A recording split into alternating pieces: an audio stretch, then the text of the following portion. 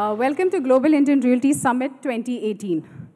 This event is an initiative of CNN News 18 digital platform in collaboration with St. Angelo's VNCT Ventures with the objective of offering a comprehensive overview of the Indian real estate scenario post-demonetization and the impact of GST and RERA on the industry. In a nutshell, it's a powerful myth-debunking knowledge series on the contemporary real estate scenario for the resident and the global Indians. GIRS is back to Mumbai on its 8th edition after its initial launch in Dubai, followed by a successful run at Dubai, once again, Chennai, Mumbai, Hyderabad, and the last one at London. So we are happy to come back as the 8th edition. The following lineups for the coming financial year is Singapore, New Jersey, Los Angeles, and Hong Kong. This is India's only platform where experts and game changers and power elites like yourself have come together today to discuss the changing profile of the Indian home buyers and understanding means to woo them. Our journey so far with GIRS 2017 has turned out to be a set of unique knowledge series that aim to facilitate a platform to educate serious and professional real estate investors about the rapid changing Indian real estate sector. Moving into 2018, we're taking steps to continue holding GIRS around the globe. Talking about last year, Manisha Natrajan, our group editor, Real Estate and Urban Development, and the panelists had discussed some of the most interesting topics, like the good, bad, and ugly of the real estate, the consolidation in India, the game of affordable housing, the Blue Eye project of the Indian government, making GIRS as a one-stop destination to unearth promising opportunities in the real estate sector in the country. Let me take this opportunity to welcome some of our eminent personalities present amongst us today, all our sponsors and partners, St. Angelo's VNCT Ventures, Suntech Reality, and our broadcast partners, CNN News 18. To begin the evening, I would like to call upon the platform Manisha Natrajan, who is the group editor for Real Estate and Urban Development. She's currently hosting 2 primetime shows on CNBC TV 18 on urban reality and first-time home buyers. Ladies and gentlemen, please welcome Manisha Natrajan.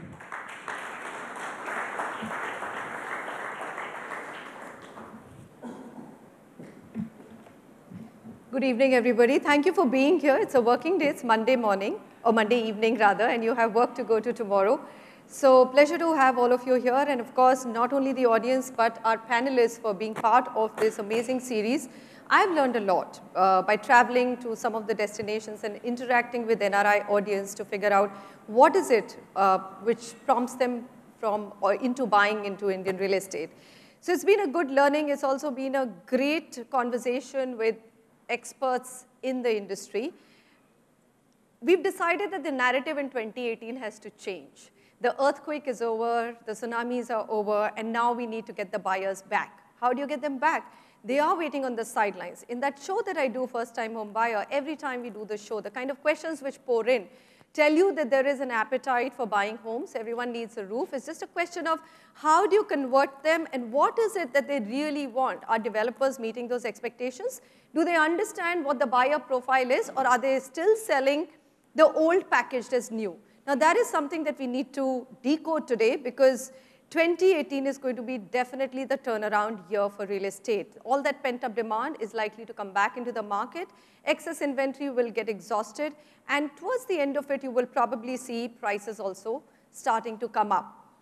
The panel I have has been directly interacting with buyers, so it's a full panel. We have one of the leading brokers. We have, of course, St. Angelo and VNCT Ventures. It's a JV. Both partners bring to the table immense learnings of certain key markets in Maharashtra and, of course, Tamil Nadu as well.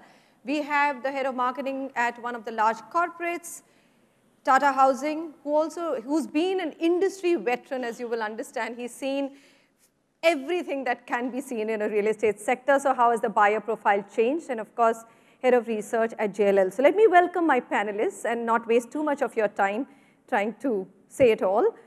Mr. Agnello Rajesh, Chairman, St. Agnello and VNCT Ventures. Mr. Tarun Mehrotra, National Head Sales and Marketing, Tata Housing. Mr. Ashutosh Limai, Head Research, JLL India. Mr. Ashish Mahajan, co-founder propstory.com, an entrepreneur, and he really understands what it is that a buyer wants. So hear him out very carefully. Mr. Nagu Chidambaram, founder and managing director of Sun Industries, and of course, the partner in this venture as well, who are our key sponsors today. Mr. Amit Wadhwani, director, Sai Estate Consultants, who have really taken the bull by his horn in terms of marketing real estate. Gentlemen, thank you very much for joining me. All right. I think I will just go by experience, and my first question has to be to Tarun. I've known him for the longest time, but more than that, his experience in real estate is now, what, 3 decades? Yes. You'll tell me why are you giving up? He's only 16, by the way, ladies and gentlemen. He's not a day older. He just started it very young. Everyone wants me to retire. Nobody wants you to retire. But so here's a question. Everybody is talking about the millennials. Everyone's saying that 150 million, my God, the number is staggering. 150 million youngsters will migrate to urban areas. All of them will need homes. Are they going to buy homes? I mean, is that the buyer that you're even targeting today and tomorrow? Or are we just putting that number on spreadsheets and saying, fantastic, real estate is the greatest business to get into because that's the number that we have to target? Okay. So I will answer this question in 2 quick phases. Okay. Okay. So one is the organized sector. You know, there's the global millennials, as we know millennials, people who were born after 2000, right? And at a global level, the entire shift is moving in the mindset of these people. And the entire shift is in terms of moving from acquisition-based mentality to an experiential-based mentality. Wow, okay. So they want to do things. They want to go on top of the Himalayas and take a bungee jump down, and everything is about experiencing. And everything is about a cause which is higher than a plain acquisition is just considered as a very base value. Wow. But these are from the have-it-alls. These are not from the have-nots. The B part of my answer is that in India, we're actually fortunate enough because we have a large percentage based out of the metros, which is like that. But we always have the sectors from the, the Sec Ds and the Sec Cs moving up into Sec A from smaller towns, from capitals of other states, etc., which always actually give us a healthy target audience who still want to buy. For them, having a home in a city that they move into is a big priority. Absolutely. Okay. So a person making it big, educating himself, moving from the lowest ranks, and education has done that to our country. Exposure has done that to our country. So small town is not really unexposed now. They also watch Star TV. They also watch Grammys. They also listen to the same radio. Their aspirations are absolutely similar to a large town person, large cities person. So, but their aspirations are more tagged to the point that they still need to arrive in life. And it's not that they've arrived, they've been there, done that, 3rd generation, how many properties will you have? I don't want to buy, I want to keep. The younger generation, the millennials are all into, So the industry is in safe hands because that is 150 million that we're talking really. about by 2030. It's a little more complex than that. Also understand that we are in a cycle where we deliver projects in 5 years. In a RERA compliant age, we are talking about 5 to 6 to 7 years in some cases where projects are being delivered. The world is moving at a very, very fast pace. Okay. Our products tend to get outdated by the time they're delivered.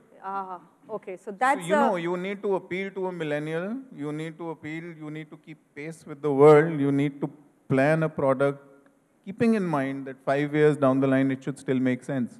Okay, let me take from that point and ask Rajesh. Rajesh, in real estate, a newbie, but the experience that you brought or have really understood the sector in this short while, it's in a way good. You didn't come with any burden, any background, and you could think with fresh ideas. You didn't have any baggage to say, and therefore I would say that you probably had a great start to getting into real estate. So tell me, when you interact with buyers, and the good part is that you are in different segments of the market, tier 1 and tier 2 cities, and going down to tier 3 as well, like a Coimbatore, what does the buyer want? Well, It's simple. The buyer wants value for money. He always wanted that, but today is more demanding. And people are listening to him and people are offering him options. In fact, today it's a musical chair for the developers, what it used to be once upon a time for the buyer. So he's getting value for money. And today it's experiential buying, like my panelist said. He wants to experience something that he's seen others enjoying all their life. So he wants value, he wants design, he wants quality, he wants location, and whatever maximum that you can give. In this changing mindset, as an enterprise, as St. Angelo's VNCT Ventures, we toyed with an idea of coming with a concept where people, instead of buying apartments, let us try to give them villas where they have land ownership. And we started toying this with metro cities on the little bit outskirts, because we realized that in metro cities, the new wannabe buyer wants to buy, but he can't afford it since the ticket sizes are too huge. So they have come up with a model where they live in the metro city on rentals. They take a home on the outskirts because they know anything outskirts of a metro city like Mumbai is not outskirts for more than 5 years. And wherever the local train travels, it is the city limits of Mumbai. Do they get that? Do they realize it? Because, I mean, that's pretty much taking on from what Tarun said. 5 years, how do you stay relevant for the next 5 years in terms of a product? So you're saying that go in the outskirts, take a punt outside of the city, and those, in next 5 years, those will become the hot markets. Yes, those will be the hot markets, but what's happening is the game is changing. You no more can create a box and sell it to the buyer. You need to create design, you need to create concept, you need to create community living. It should be a gated community, it should be style, it should be value for money, it should be quality. It should be the moon. It should be the sun, the moon, the arm, the leg, everything. And they don't want to pay anything. Can you believe this? A new buyer doesn't want to make a down payment. You need to work out the finance schemes for them. You need to give them the best interest rates. You need to give them a moratorium period. You need to give them the gestation period to start their first installment. You need all of that. And only those developers who can match to the expectations of this kind of new buyer mentality will sustain in the market, grow, and move to the next project. Amit, my God, I saw you smiling there. Go ahead. What do you want to add to this very interesting conversation? They want your arm, they want your leg, they don't want to pay any money, they want everything. I love it because this is now, after such a long time, buyers are calling all the shots. Are you not liking it? I'm excited, you know, and I was wondering as to why are buyers behaving like this. Because what we did to them between 1995 to 2015, something has to come back to us. Come back, yes, to the absolutely. Industry, you know, as a whole. So I feel that buyers are not wrong when they're looking at the moon, the world, Pluto, and everything as we're talking about, because they have had a bumpy ride in the last couple of decades. It's been a largely unorganized sector wherein today, apart from the amenities and planning and a lot of other things, what they're concerned about is whether I will go wrong in this decision. If you, you know, we've at our companies. So what wrong in what sense? Because under rera, at least delivery they're sure of. So wrong in what? I've said this earlier, and you know, I'll tell you, our Indian consumer is not interested in taking a developer to court. When we have, say, 600 visits, they don't come with the mindset that I'll take the developer to the court. He's not interested in going to the court. He's interested in receiving the product for which he's paid for. Correct. Right? So this morning we were having a discussion. rera, of course, with due respect, is more of you know, a concept which is more discussed within the B2B community. So we meet up and we talk about all these things. But the consumer today is still frightened. He feels that if I cut out a check, and for if I do not get what I've been promised, where will I go? Most consumers don't even know how a rera office looks like, right? So they are absolutely. So I'm glad you're highlighting that look, the fear still remains despite rera. How do you crack that, Ashutosh? I mean, I'm surprised because all throughout we kept saying, bring in rera and you know we are home. But of course, the implementation itself, there's many a slip between the cup and the lip. Having said that, if it still hasn't given buyers of Maharashtra, where you have Maharera, that comfort, and now developers are playing it very safe and giving a delivery date of 5 years later. So the buyer also has to be willing to wait for 5 years, right? So how do you crack the code now on that, giving them the security? No, I do think that the buyers are definitely feeling much more empowered. They are feeling empowered. They are feeling that. There is definitely a greater sense of protection. It's Maharashtra that has worked the hardest on rera. Other states are yet to do that. So the moment all states do that, then that general kind of feeling of being treated as equal will emerge, and that's what will convert the fence sitters into buyers. I do think that they have the sense of empowerment and protection, and all they expect is transparency from the developers, in the sense that when developer says something, they are keen to know why. If the developer explains why, they appreciate the logic. So for example, when we read ads that book now, price is rising tomorrow, or price is rising in 7 days. That is not a good thing. That is a big put off for buyers. The buyer is asking, on what grounds? What is the reason behind it if I don't buy today? We had a wonderful CREDAI come out with an entire note saying that buy now because there is this road coming in this area and therefore prices will go up. So it's an important point. I mean, there's a message in that story that don't advertise, don't do fear mongering, because that is not what gets people to buy. Nagu, would you agree? No, it's not that you're adding fear to the buyer. You're only trying to emphasize on something. It need not be just the road. For instance, if you can say that this is the price that we're dropping for today, because obviously every developer wants to see how quick he can do the sales. Oh, that's a different pitch altogether. All right. Saying that this is an introductory offer and tomorrow we will not be able to keep the price here. Absolutely. That is okay. But to come out with ads and say start buying today because prices are likely to start going up, that so that's may really not be. necessary. That is really unnecessary. Yeah. All right, but explain it to me that why do we need 5 years to develop a project? Now, it depends on the size of the project and how you want to call the phases, phase 1, 2, 3, what's the size and stuff like that. But ideally, you wouldn't want to do that, but maybe just taking a protection on it. And if you say 5 years, then you can deliver before. It's not that everybody is saying 5 years, but whoever's saying 5 years are obviously wanting to deliver before. At least we at St. Angelo's VNCT believe we need to give a date and shoot the date much earlier to it. So everyone's saying, okay, let us but we're not talking 5 years. over-deliver, but not under-deliver. Absolutely. Okay. We're not playing it safe by saying take a 5-year date, because also let's understand, if a buyer steps in and if you tell him 5 years, he's just walking out the next minute. He's not interested in looking at your 5 years. He's not? He's definitely not looking at it. Ashish, how are we selling? Because, I mean, if I look at the RERA applications, most developers, and Tarun's pointed it out, have to take a 5-year because of the regulatory environment. You don't know, and you don't want to be running into, arbitration with the tribunal. So everyone's taking that safe bet of 5 years at least. Yeah, so I'm happy, like a lot of points that I wanted to talk about have already, come up in certain ways. Being into real estate marketing, I think the game is really open for developers to build a brand. If you look at it, real estate doesn't really have brands of sorts, if I were to compare it to consumer goods industry.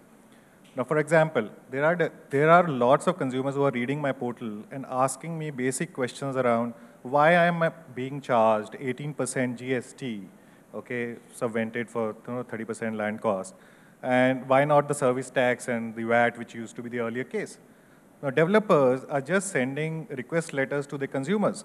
Unfortunately, they're not educating them. If you compare it to... They're assuming everyone's reading national headlines. And if you reach out to him now, if you reach out, and like someone said, there's a lot of B2B communication which happens in this industry.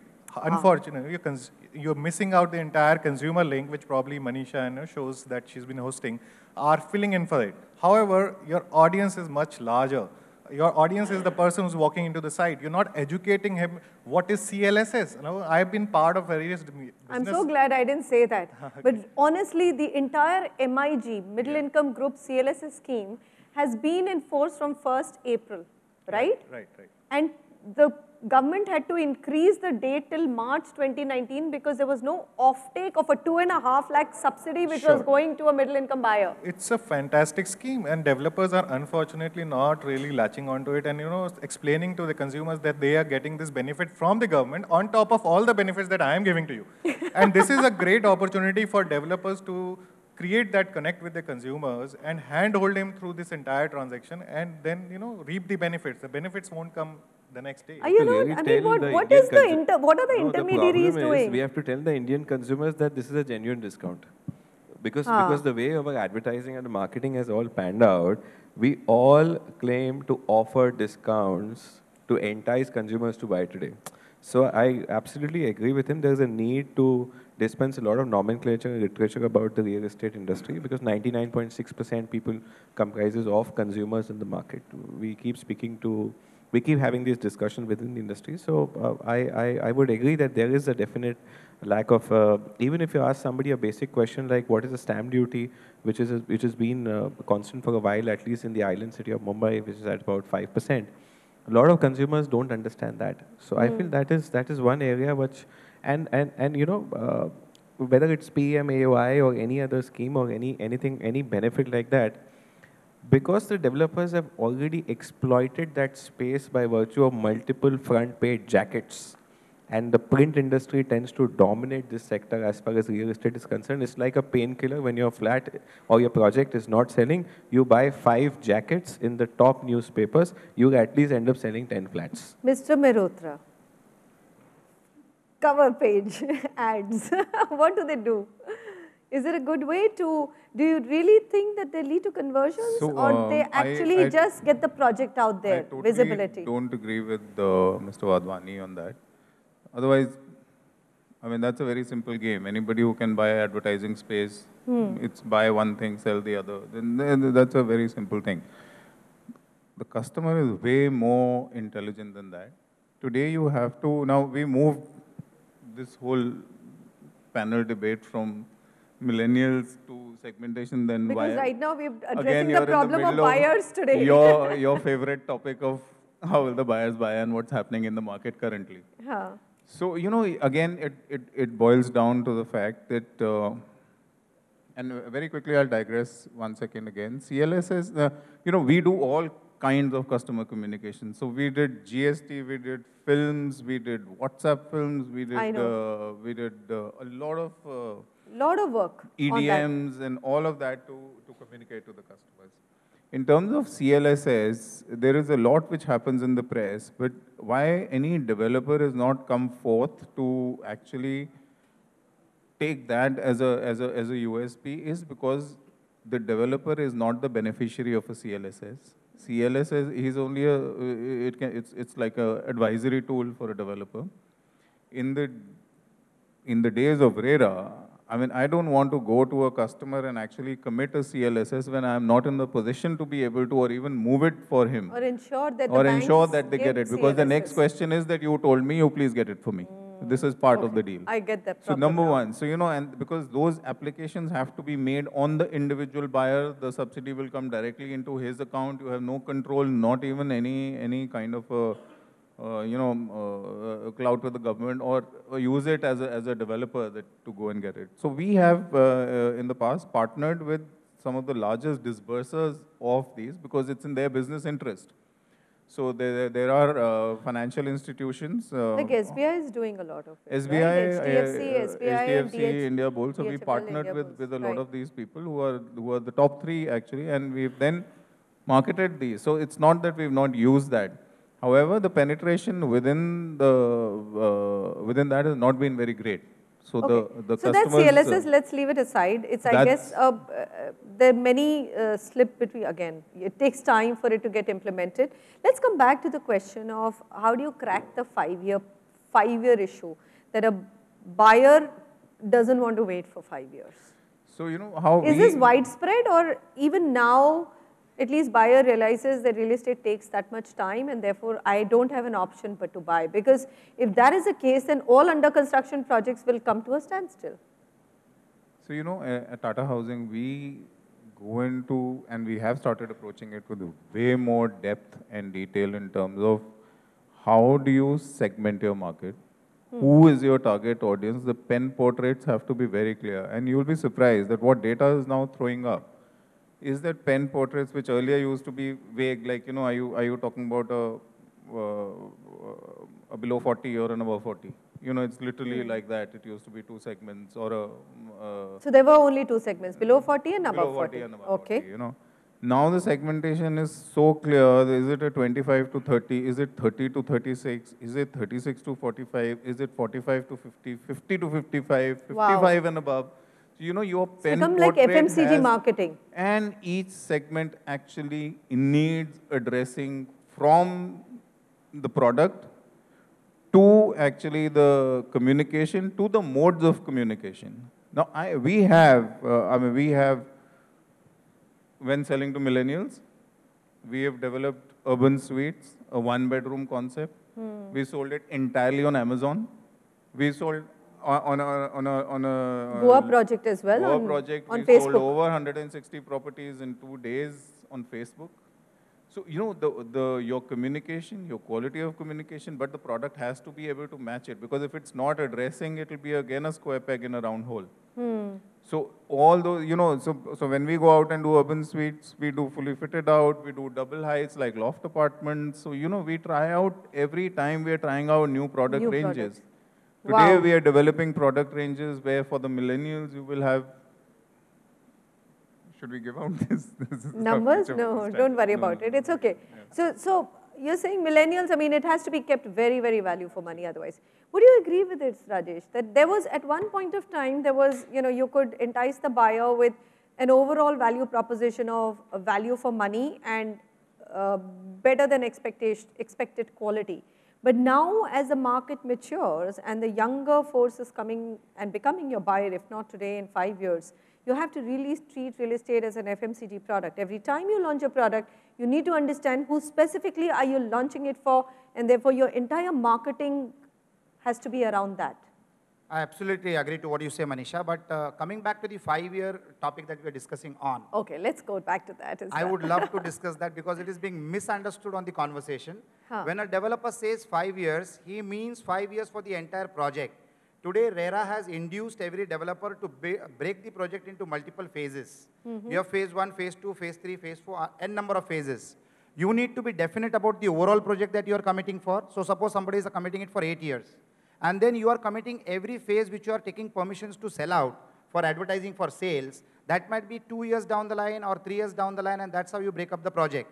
If the developer is good enough, he has got the discretionary powers on himself to make sure whether the common amenities get built in the first phase, second phase, third phase, or fourth phase. Important. So the buyer is, otherwise you tell a buyer that you are 5 years away from delivery or 8 years away from delivery, he'll run away.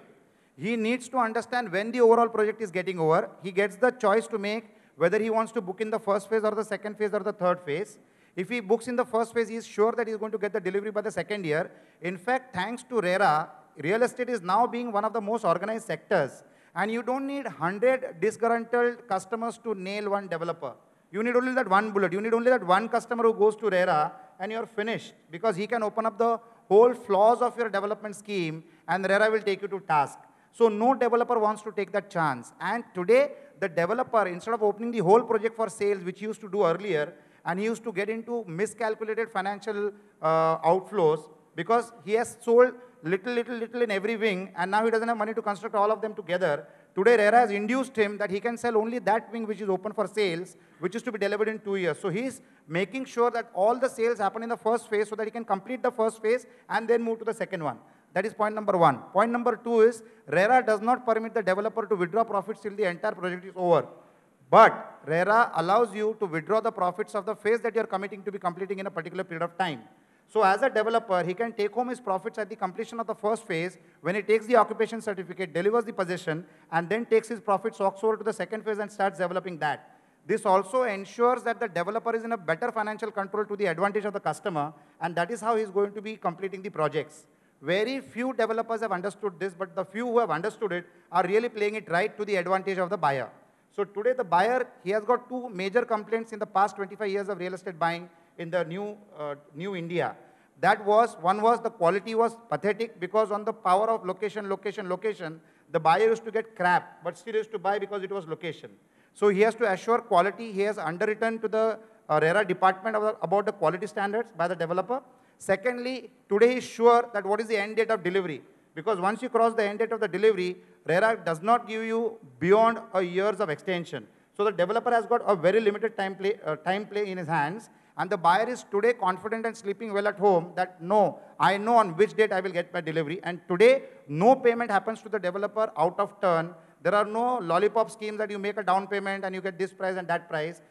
The builder is supposed to collect the money from the buyer as per the development stages only. So these are all fantastic safety norms, which is ensuring that money of the buyer is well protected, and government is doing to the real estate sector what it did by creating SAVV for the stock market sector. So this is an absolutely regulated market, and that's why buying in the last quarter has been the best since demonetization. And the market is bouncing back, new buyers are being created, and existing buyers are buying more, as property is the only safety investment asset where you can really leverage financial institutions which have really lowered down the rate of interest and which is going to be tipped to be going lower further. So I think these are fantastic times. And this is what RERA is. So it is not that 5-year, 8-year, 10-year. It is in which year your phase will be delivered. Okay, that must be some developers. But I have gone onto RERA websites and seen developers giving 5-year dates, even for one phase. So, you know, because they want to play it safe. I'm not saying that they will not deliver earlier, but nobody wants to be on the wrong side of the law. Developers have come openly on the panel discussions and said, we are taking a 5-year date because what is not in our control is approval authority, right? We could get into approvals midway of the project. There could be an NGT case on us because we are killing one bird, or some bird is expected to be, you know, come under threat because of a construction. So that might be a small population like yourself, but that is still a big problem. I'll give you a way out in that also. I'll tell you about that also. So today in Bombay, when you talk about a high rise, you might not get all the permissions together.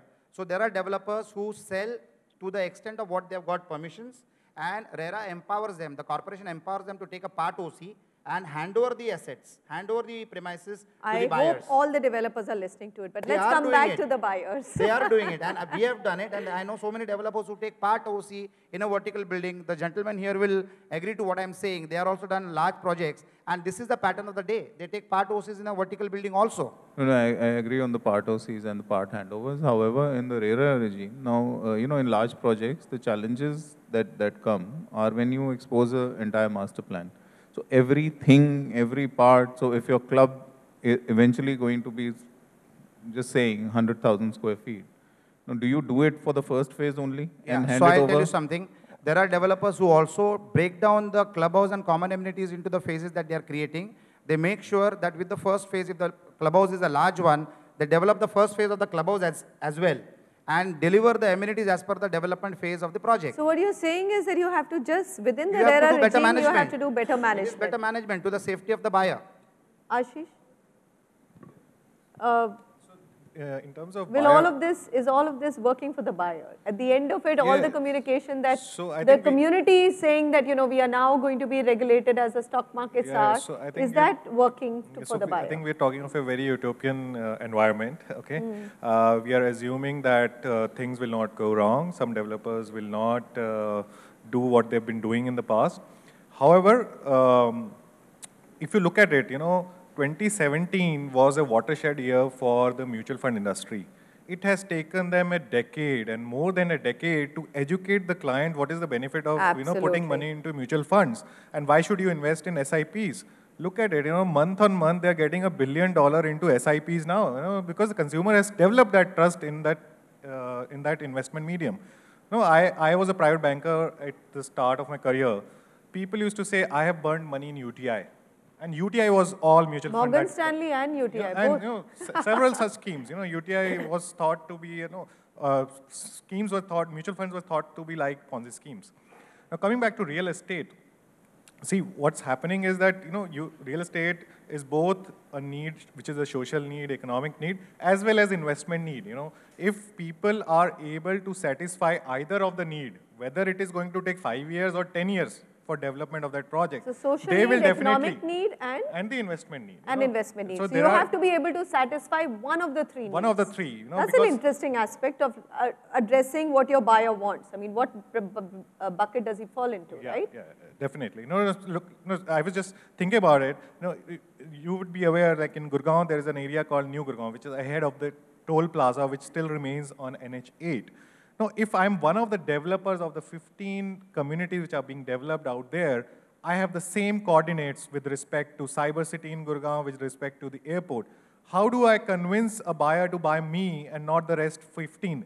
That is the challenge that this industry needs to address. And you know, a lot of things talked about, you know, what ways of doing marketing, whether print works, whether digital works. Definitely, I believe in digital because Prop Story is entirely a digital platform.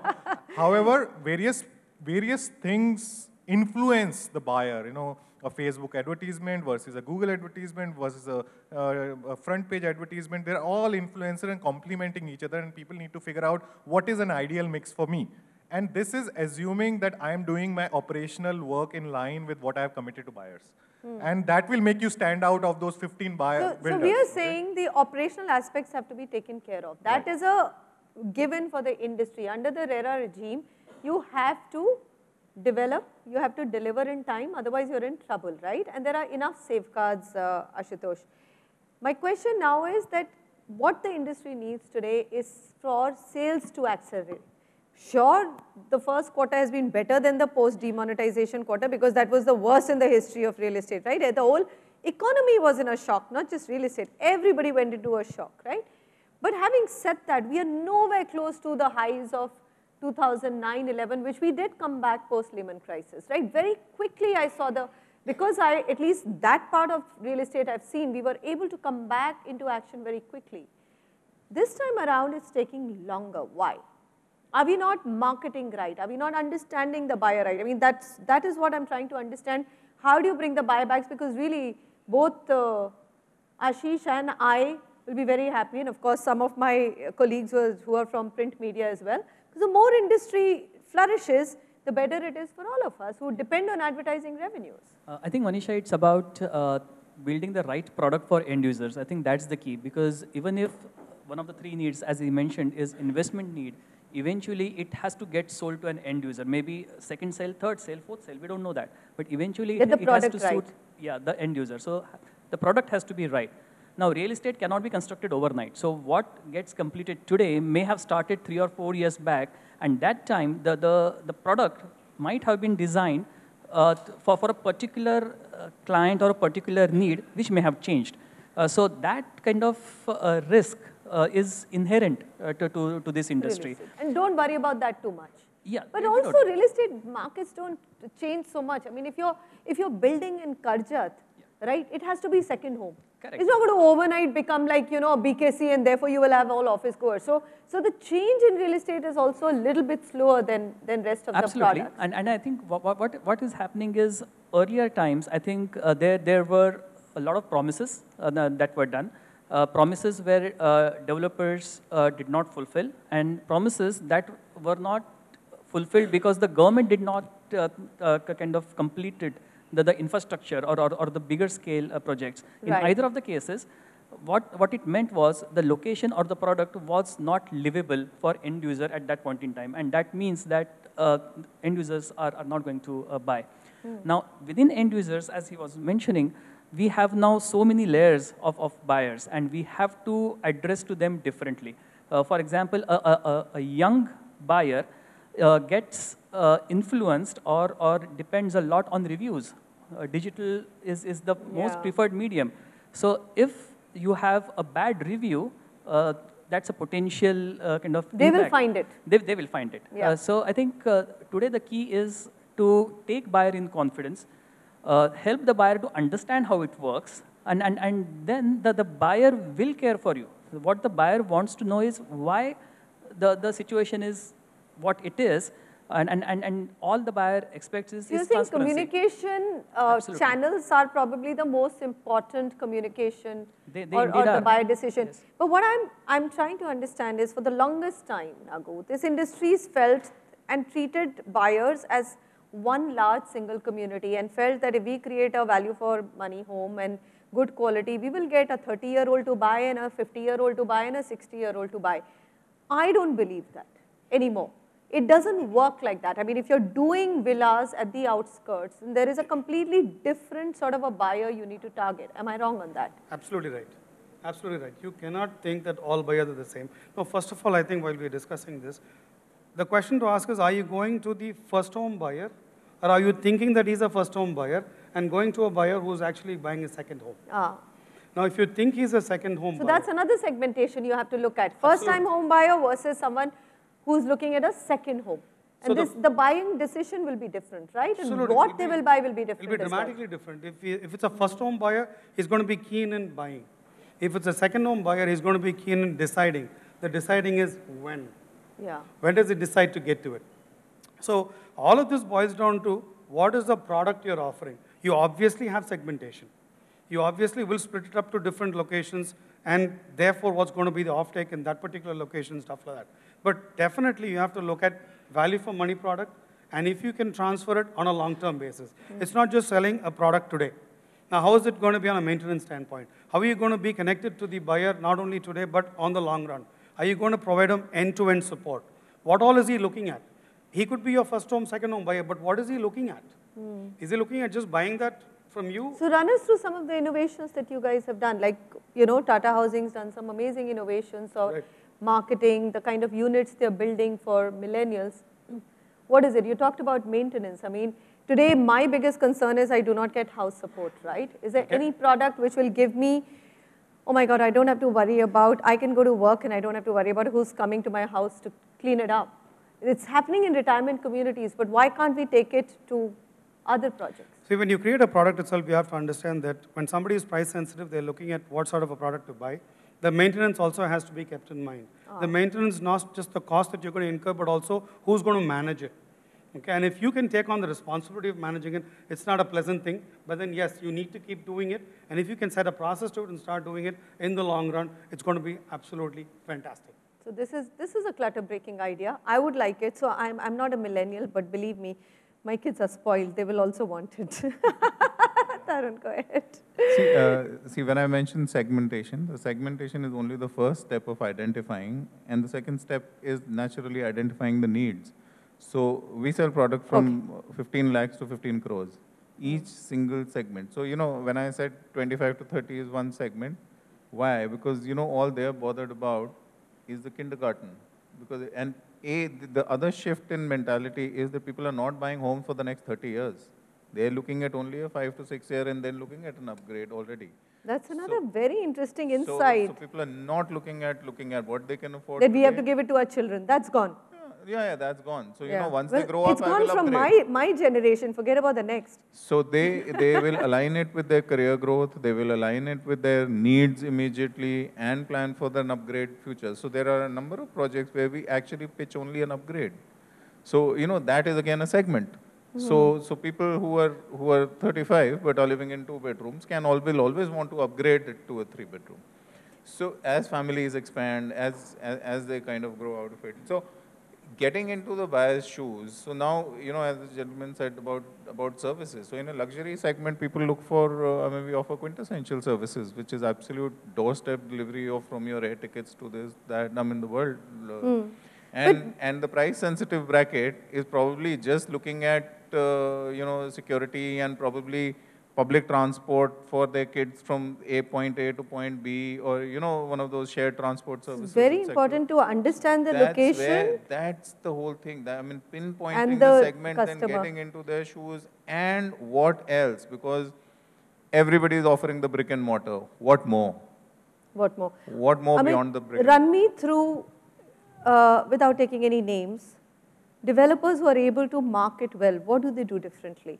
Other than the fact that, okay, big brands like the Tatas and the Godrej's will sell, but there are very good developers who are developers full-time, right? And they've also created a brand for themselves. But what else sells? Actually, that's a very, very tough challenge, because when you look at Tata Homes, or when you look at anything to do with Tata Housing or Godrej or Shapoorji, it's comparatively easier for them. Shapoorji is not selling very well. I mean, you can edit that out, but it's not true.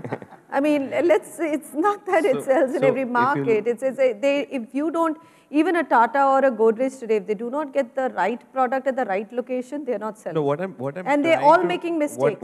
Everybody is making mistakes and learning from it. That's the business. Manisha, what I'm trying to tell you is that to get the first transaction, you know, we all talk about that online transaction where you wire transfer money into a developer's account. All that is comparatively easier to do it in a Tata or a Godrej home, but it is extremely difficult for somebody like a Rajesh who is doing fantabulous job, who is doing everything right, who knows the nomenclature, who is constructing on time, who is delivering on time.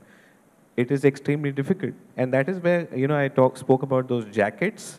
You know, that is like an immediate painkiller where a developer feels that if I, you know, have, say, about 5 jackets, somewhere I'll be able to compete with somebody who's been like a 100-year-old brand, right? But, you know, the job as far as communication is concerned is extremely difficult today, because whatever you do, the consumers at the end of the day are not believing what real estate developers are saying or their representatives are saying. So my job at the end of the day as a sales guy is extremely difficult because however and whatever the developer says or the elevation looks like the best in class, like a 50-year-old architect, but till the time you do not have a brand tag associated with it, it becomes very difficult for the consumer to believe in what you're saying.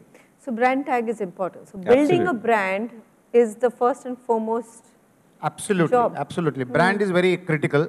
But then how do you compete with brands which are 100-year-old? So there are fantastic strategies. You get multiple brands on board and beat them at their game. So they are the Goliaths, we are the Davids. It's easier to beat them because we are too fast to change, too fast to adapt. And we try to create so much value by bringing multiple brands. Like for example, if I want to beat the tall and the mighty, I'll get a Suzanne Khan on board. I'll use Kohler, I'll use Jotun paints, I'll use American shingles, I'll use designer tiles, I'll use so many products of brands together that together it becomes like a Vertu-phone. Vertu-phone is nothing but a combination of precious materials put together. That's all. So I try to create that and still sell it at a normal price. That's how we beat the bigger players with a legacy. Because there are some legacies like if you tell me Tata, even in my sleep, it is reliability, it is safety, it is quality, it is guarantee, all of that. So how do you compete with this kind of brands? It's very interesting, coming up with and new Vertus have taken, I mean, yes, Xiaomi has taken the biggest of the brands. So it's not that you can't break into it, So you just have to do it interestingly. As new players, and we don't consider ourselves as developers, we are entrepreneurs. As entrepreneurs, we are here to make a new model, a new concept and sell it to the market. That's one. Secondly, I would like to talk about a new concept, a new segment which has come up, Manisha. The new segment is there are people who buy the second home concept to use it as a first home. There are so many people who don't want to live in the metro city. They don't need to live in the metro city. There are people who are creative in nature. There are people who use technology for delivering their products and services, who love to get settled in places like Lonavala, Alibag, Karjat, Shahpur, Goa, and they operate out of there. They come to the city once in a week or once in 15 days or once in a month. And they are using a second home as a first home. That's a new class. And another new class which is come up is we are always used as Indians where the father and the mother is gifting or the father-in-law and mother-in-law is gifting a house to the son or the son-in-law. Today it's reverse. Where are they? Why didn't you find me a boy from that community where the in-laws are gifting children? Today it's the reverse. It is the youngsters who are buyers for the elders. I have come across so many buyers who have bought not for them, who have bought for their parents, for their in-laws, for their brothers, their sisters. So there is a new culture of buying which is happening, and we as developers, entrepreneur developers, are adapting to this new age also. We have come across so many buyers who have bought a second home to use it as a first home. 20% of our buyers are like that. That's one. Secondly, as far as services that Nagu is talking about, it is not only about maintaining and taking the responsibility of maintenance of the project after the project is handed over by the developer, but we help them to source loans. We help, which everybody does, but we also help them to get clients as tenants. We lease out their properties to them. We make sure that the properties which are leased out are also maintained well. We keep giving them reports. So there is a total customer care department which is doing this, which instills more confidence of the buyer in us as a developer company. And what it benefits us is beyond online marketing or digital marketing or jacket advertising, it gives us the powerful word of mouth, which is better than any ad put out in the media. So word of mouth, still the biggest selling point in real estate? No, definitely, but we have to end. I mean, we have 5 minutes away. We've taken up 1 hour, guys. Q&A I will open, correct. Yeah, word of mouth works in every industry. It is the cheapest and the most effective way of marketing. However, if your aspirations are far bigger than, a 50 to 100 apartment or a home project, you need to really, stretch yourself, and that's where the effective marketing mix comes in. And in that, what Ashutosh mentioned as a keyword is communication. You have to tell people who you are and why this location or this product makes sense. Why you should back my product versus any other product. And so many other things which were discussed here, whether it is investment need, the maintenance, the services. But I'm sure some of you are aware about a large developer of Bombay who has created experience ahead of the real estate that he has created on that particular location. Because you're trying to tempt people to come 50 kilometers away in Bombay, so you need to show them what this city is going to look like. And that is also changing. Many developers are taking the private banking way of approach. They are assigning their sales managers more like relationship managers. You cannot expect the customer all the time coming to your side. So you need to really reach his home and understand him and profile him better to be able to advise him better and likely to get a closure. Unfortunately, what happens in this industry, most of the things are dictated by closure, and then a lot of backward calculation starts to happen.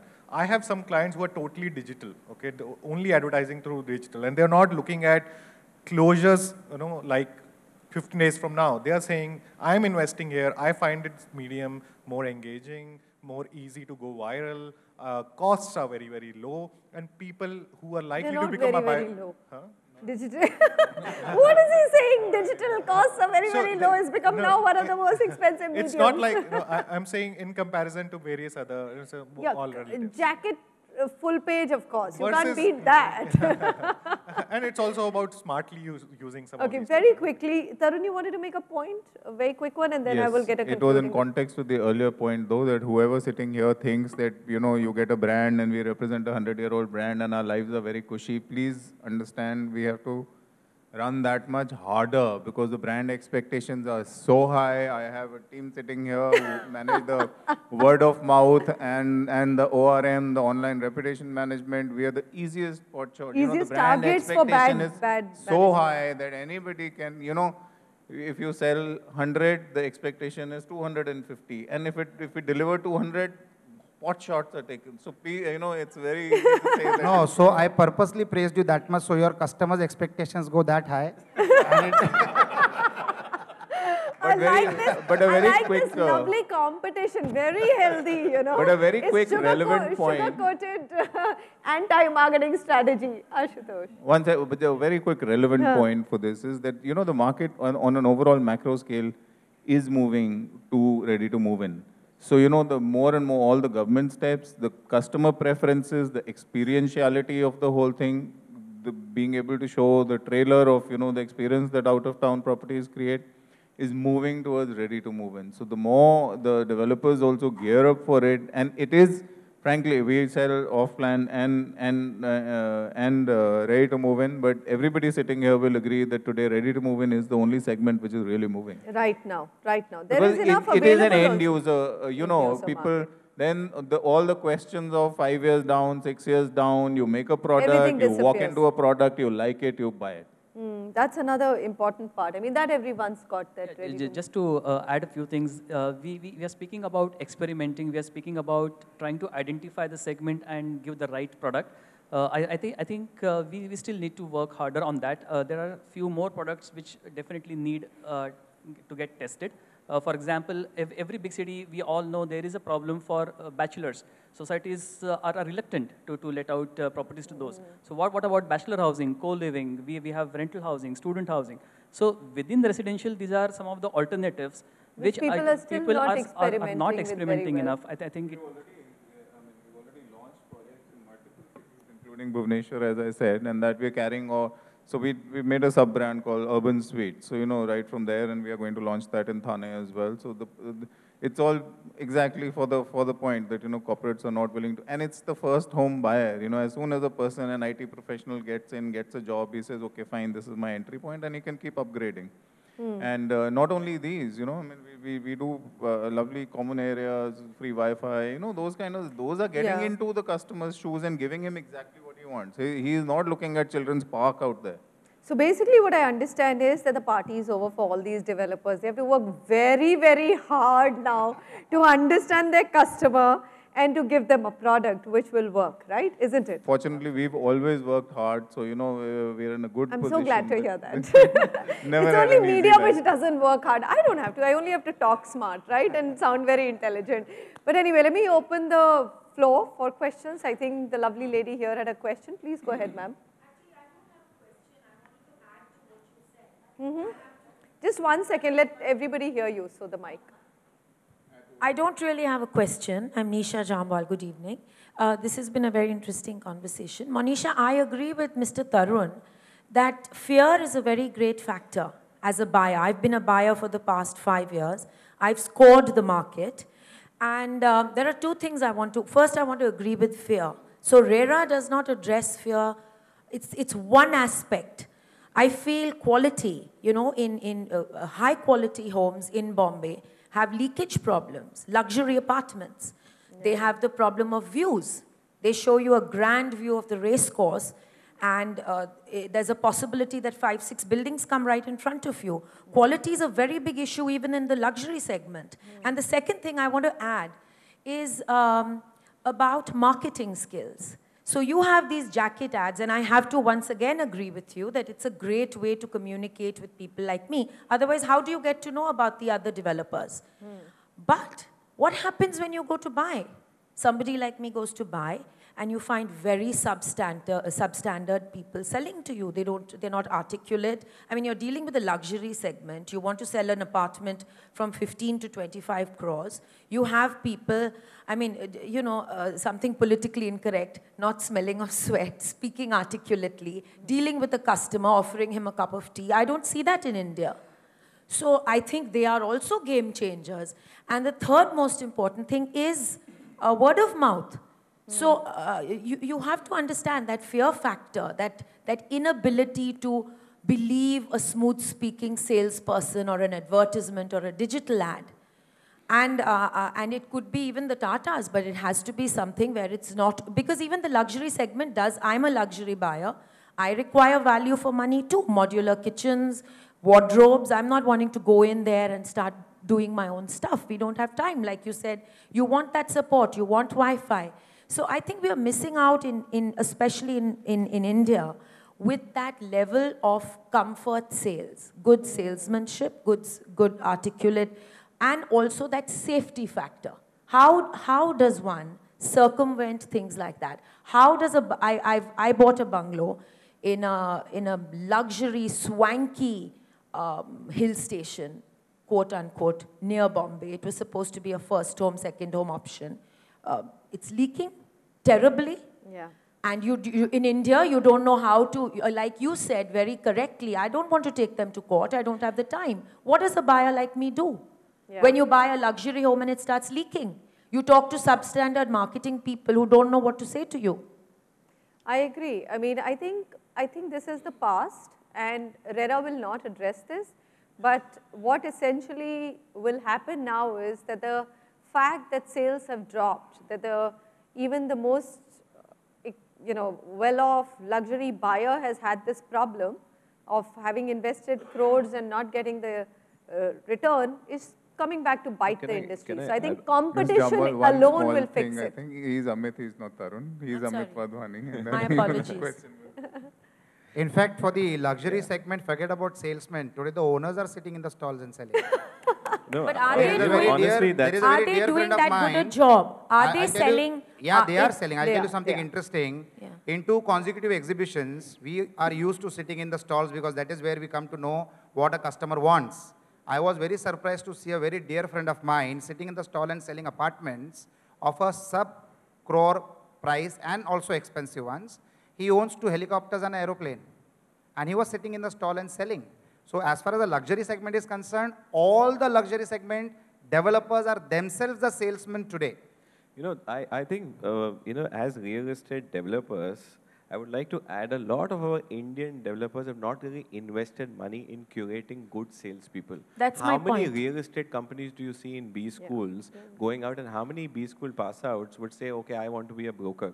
I probably know of maybe 1 or 2 institutes that will talk about, how to be a good broker or how to be a good salesperson in the real estate industry. So when, good developers budget about TDR, fungible, open area deficits, land cost, why don't they really talk about CTCs of good sales guys? Then the best developers in the best cities in best locations in NCR or for that matter in Mumbai will not have a salespeople of more than 15 to 20 people. Listed companies. Selling through the sales channels. Right. And they're giving them 4 to 5%, 8%. Though, I represent the brokers, but good that you pointed that out. And what are you, the advertising industry functions at a 15% payout and brokers work at a 1 to 2%. So there is no budget. Banks don't support brokers who given more than 70% of sales. It is difficult to even get a credit card for a broker who sells for the Tatas or for that matter any other brand, reputed, unreputed. So life is difficult for real estate sales. There are no funding options. The private equities don't look at, now they look at maybe as high estate consultants because we've emerged to be like the Patanjali of the Indian real estate and surprised people from the UK and the United States that we are also capable of something. But I buy your point, and only if there are better funding options and the rich real estate developers do realize that they have to pay us higher and in time. And Manisha, I have one more point, sorry. Right. I have one more point which no one's brought up. Correct me if I'm wrong, but I find a lot of buyers like me in the luxury segment worry about maintenance. Now, I was a solid buyer. I think you already know that we wanted to buy a place in Lonavala, your luxury.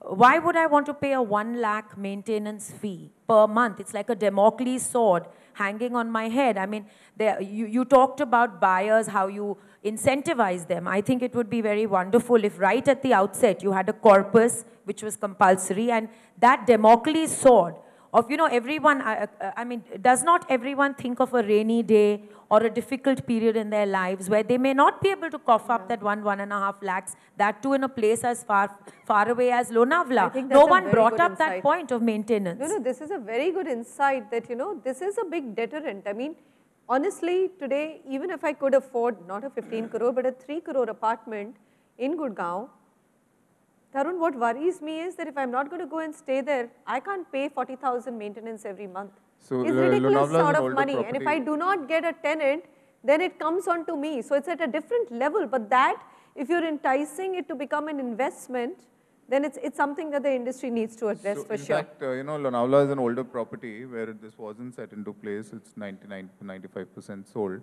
But going forward, future properties, like there's a property we have in the hills, Kasoli, which is again a super luxury, 5 crores to 15 crores. So there we've gone through extensive exercise of how to make it, in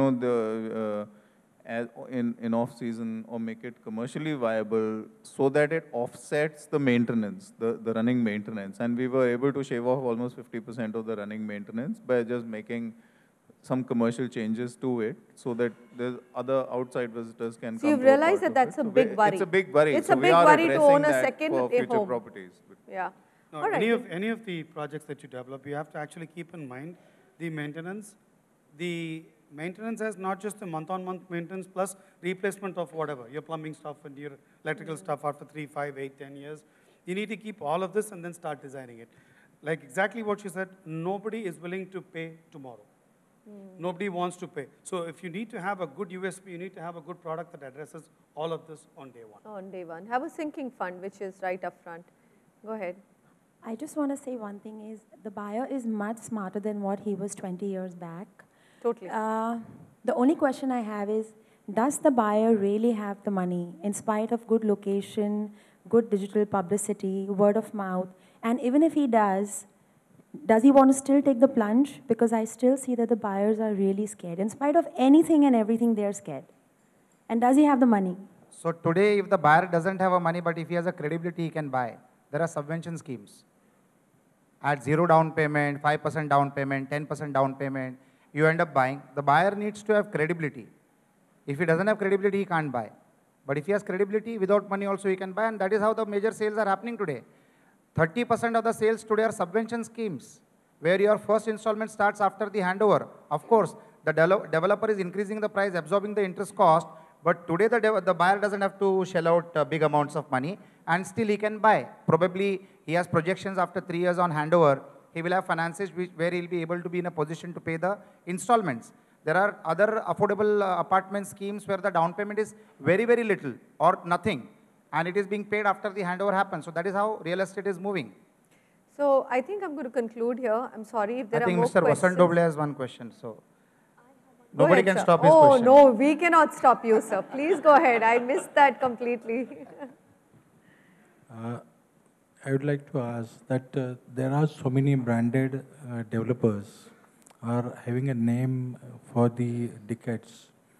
They are having a reputation so far, the quality and the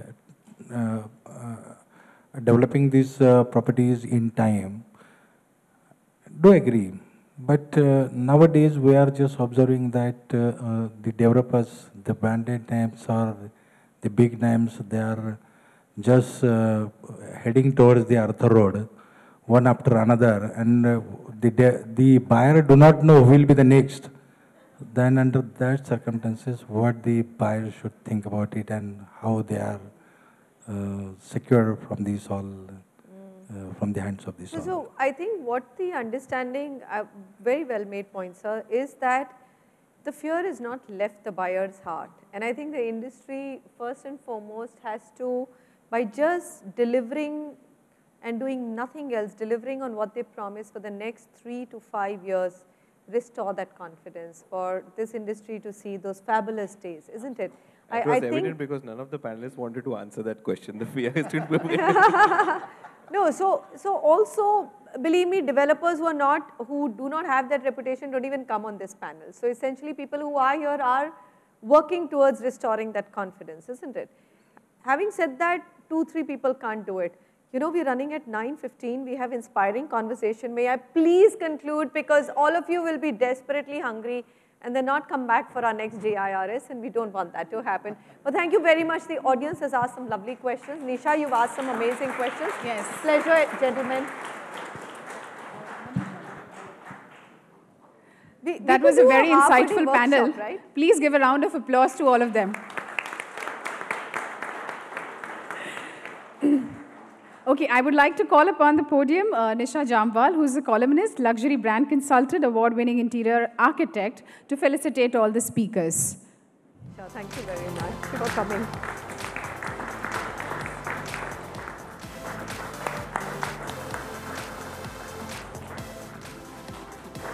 Go.